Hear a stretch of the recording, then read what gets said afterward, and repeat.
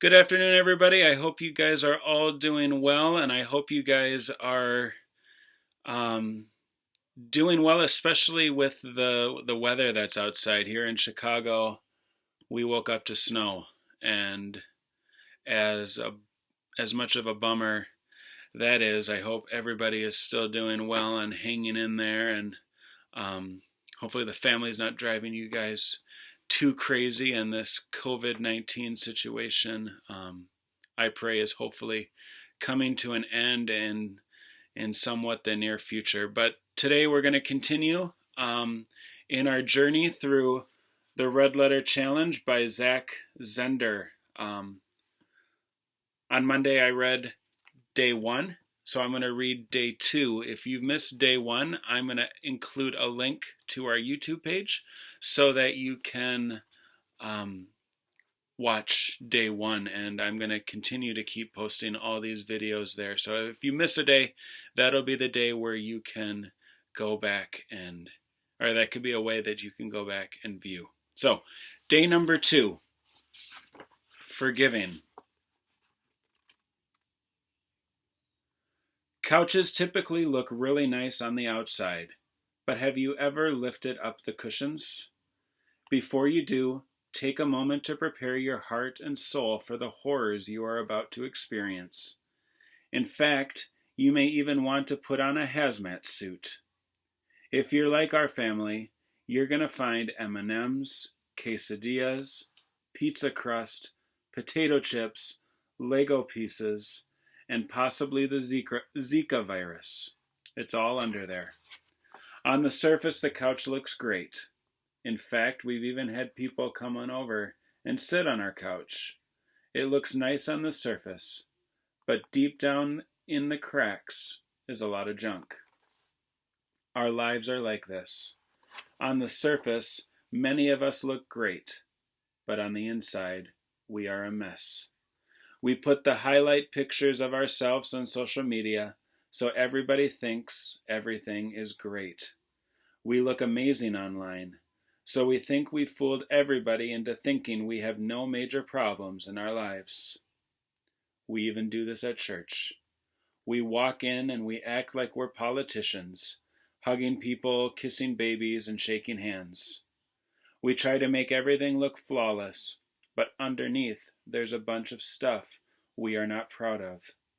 And sometimes other people can be intimidated because they assume they must be the only ones with a mess under the couch.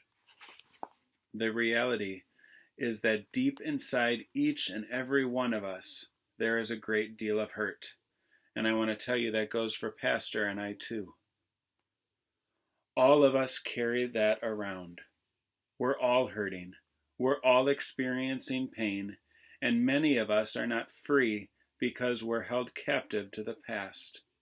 It's like an old couch that we can't get rid of. We keep encountering the mess. But God doesn't want you stuck in the past, because if you can't let go of the past, you'll never be able to move into the future. He has taken your mess and nailed it to the cross so you don't have to keep beating yourself up about it. He wants you to experience His grace. Ephesians 2 verses 8 and 9 says it perfectly. For it is by grace that you have been saved, through faith, and this is not from yourself, it is a gift from God, not by works, so that no one can boast. In every world religion besides Christianity, you have to do something to have salvation or eternal life. And many of those religions are growing more quickly than Christianity because they make more sense. Grace is free. We don't deserve grace, so it is difficult to accept. Brennan Manning says, put bluntly, the American church today accepts grace in theory, but denies it in practice. We say we believe that the fundamental structures of reality is grace, not works, but our lives refute our faith. By and large, the gospel of grace is neither proclaimed, understood, nor lived. He goes on to say, Jesus comes not for the super spiritual, but for the wobbly and the weak-kneed who know that they don't have it all together, and who are not proud to accept the handouts of amazing grace. We are glanced up.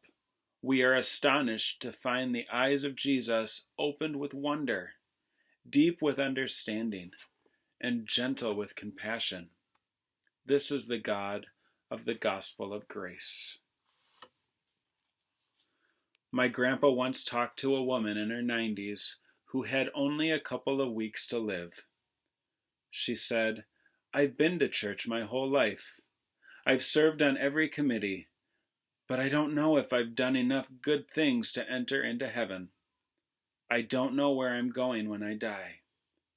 My grandpa was able to explain to her that she is not saved by what she has done, but by what God has already done. He has already forgiven her of her sins, and she can be confident of her salvation. How sad that a woman can hear all the right words and be in all the right places for over 9 decades and still never truly receive God's forgiveness.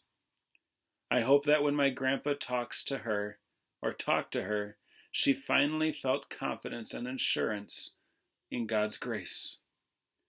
Grace assures you that everything has been taken care of. There is no sin too big that God did not die for on the cross. And that's actually the theme for today. There is no sin too big that God did not die for on the cross. All of us are in desperate need of God's grace. The second full week of our 40-day challenge will focus on receiving God's forgiveness and learning how to forgive other people. I hope you enjoyed that. Like I said, if you missed day 1, please go to our YouTube channel and watch that. And in the future, if you miss one of these, that's going to be the great way to look back. Or if you're like me and you think that there was a whole long period of time between Monday and Friday and you need to go back and view Monday's video, please go to our YouTube channel. Hope you have a wonderful weekend. Please join us on Facebook at 8 o'clock on Sunday morning for our live worship. I'm going to try to do a Facebook premiere at 10:30 and then put the service up on YouTube. So multiple ways to worship or continue to worship our risen Lord, because Easter continues. God's blessings to all of you. Hope to see you guys really soon. We miss all of you.